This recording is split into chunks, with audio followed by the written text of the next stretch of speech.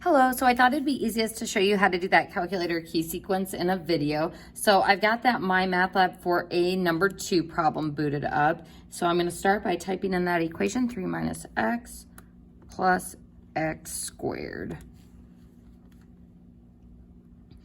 And it looks like the issue was with finding the minimum. So you had 0.49 and it should be 0.5. So if we just use our trace button, we can get pretty close, maybe like this-ish. But what we want to do is use that key sequence to calculate the minimum to find it exactly. So second trace takes us to the calculate screen. We select minimum, and then we want to make sure that we're enough to the left of the actual minimum point. So that could have been one of the issues, is maybe you were, maybe you set your left bound like too far to the right of it, because then it would find the bottom of the interval you selected instead of the actual minimum point.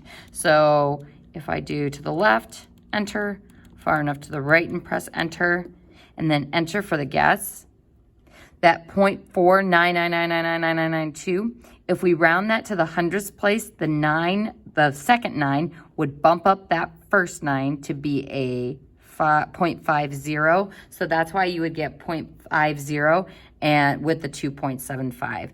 So if I had, let's just show what I was talking about there. So if I had set the left bound over here, just slightly, maybe not encapsulating that minimum point, and then pick the right bound over here, what your calculator is going to do is it's going to show me the minimum of the interval I selected, but not the actual minimum point.